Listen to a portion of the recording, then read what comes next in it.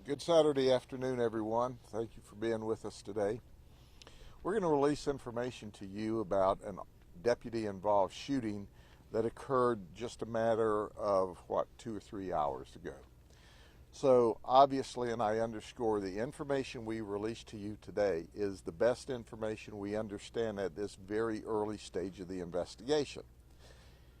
Part or all of this is subject to change as we get further details, but our policy is that we're transparent, and we're not only transparent, but we're transparent early.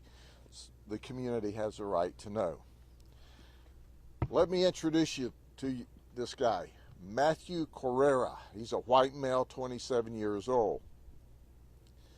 Matthew is a bad guy, a real bad guy. He's got a criminal history. He's got 3 previous felonies, one of them a home invasion burglary. He's been to state prison 1 time for 5 years. And this morning he's with an unknown white female. This unknown white female and he are in this white older model Tahoe here. They go right down the road to Thornhill, where they arrive at the Sunrise Supermarket, and they steal that red Toyota pickup truck, and they leave. At about 8:44 this morning, just down on Spirit Lake Road, which is just as the crow flies, about maybe a mile away, right around the corner really, they rob the Ramirez tire shop with a firearm. And here's what occurred. Correra and the white female go into the tire shop. They ask for money. He says, "I don't have any money." They ask him a couple more times for money. He says, "I don't have any money." Now they're in the office. He pulls out of a duffel bag that he's carried into the store a rifle, points it at our victim, walks over and slides shut the door. This looks pretty ominous for a minute. And he continues to point it and ask for money, and you can see him rummaging around in the office. We're going to release a piece of that video clip to you today so you can see the robbery. Well, apparently another customer arrives, and upon arrival of the customer, they flee, they being the suspects, Ramirez or Correa and the girlfriend or female or whoever she is. We're also going to release that video footage so that someone can identify her for us and we can have her arrested sooner rather than later. They leave there. I've told you often that our deputies are simply the best in the business, and it wasn't but 2 hours later that we found the stolen vehicle. That's right. The stolen vehicle was at Cypress Gardens Boulevard and Highway 17, just a little way from where all of this ugliness started. The suspect was southbound on Highway 17 in the red truck. He comes down to 540 and turns, and he's coming westbound. This is 540 now. We are behind him. We've called for air support and canine. We've not initiated a pursuit in the beginning because we wait for our resources to get in place. However, he forced a pursuit. On 2 separate occasions, we tried to stop stick the vehicle. He drove around the stop sticks. On one occasion, he drove directly at one of our deputies in an attempt to run over him, to hit him, to kill him. And then he ends up, as you see over my shoulder here, in the eastbound lane where deputies surround the vehicle. And when the deputies surround the vehicle, understanding now he's by himself. We don't know where the female's gone to because it's been about 2 hours. He points a rifle underneath his chin, and he's screaming at the deputies to kill him, just to kill him. Our deputies try to de-escalate the event. He stands up through the sunroof, and he's still screaming at the deputies. We're trying to de-escalate the event. He's got this rifle that he used in the robbery of Ramirez's tire store pointed under his chin. Our sergeant and one canine is now directly behind him.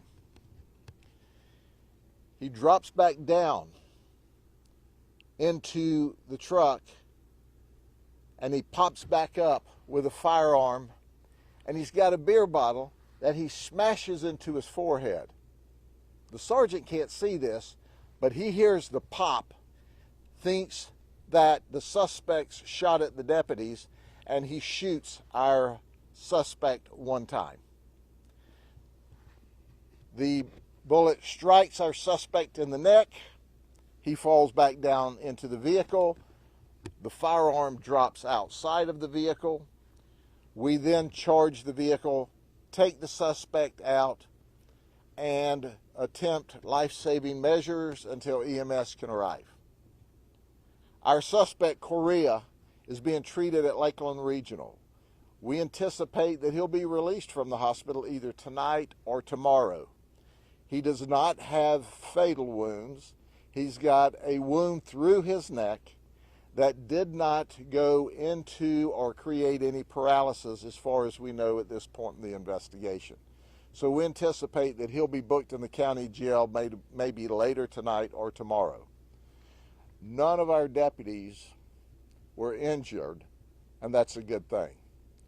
It's important to point out, Correa started his rampage early this morning, where he stole a vehicle, where he pointed a firearm at a man while he was trying to rob him of money. He's got a criminal history and has already been to prison for armed or burglary of an occupied dwelling.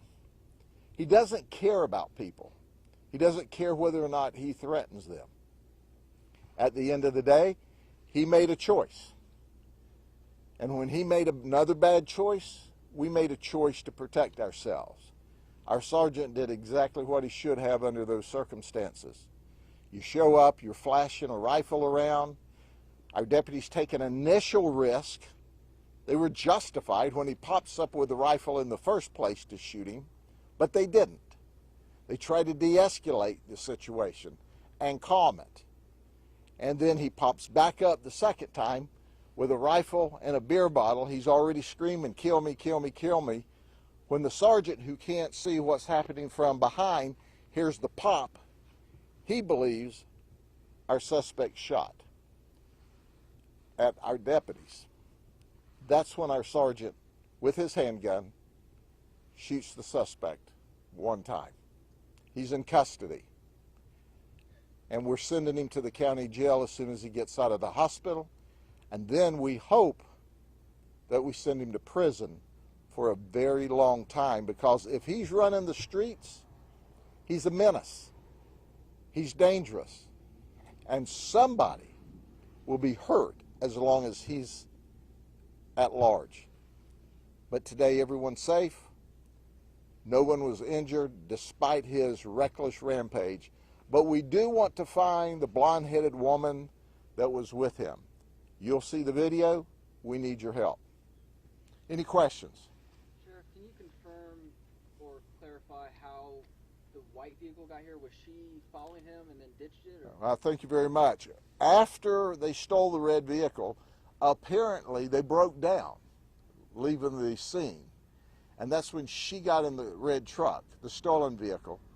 From there, just a short time later, they rounded the curve, went down on Spirit Lake Road, where they committed the robbery of the tire shop. And then it was about 2 hours before we saw the red truck. And she was not in it at that time. So we need to find her sooner rather than later.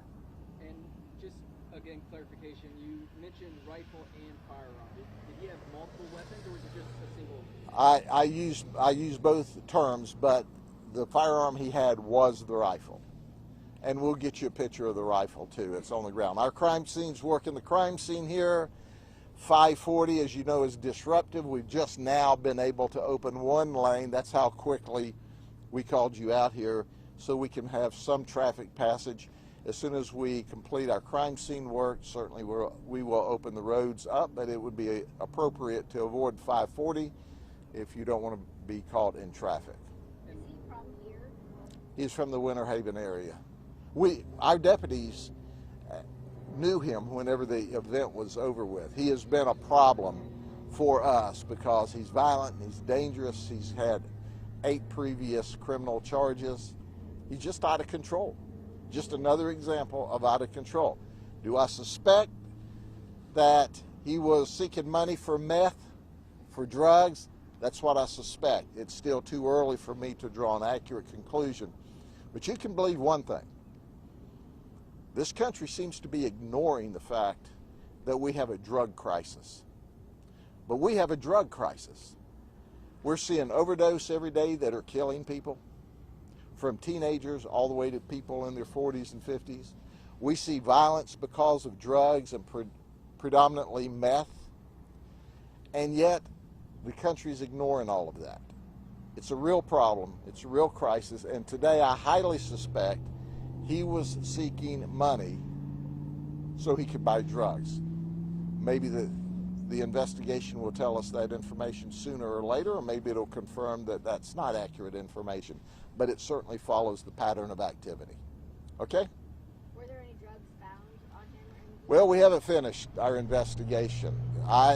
But he's after money, so I suspect there's no drugs at this moment because I think he was trying to get money to buy drugs. We'll find out as the investigation unfolds. But keep in mind, the shooting happened about 11 o'clock, and here we are, 2.5 hours later, less than 3 hours, giving you the first initial briefing.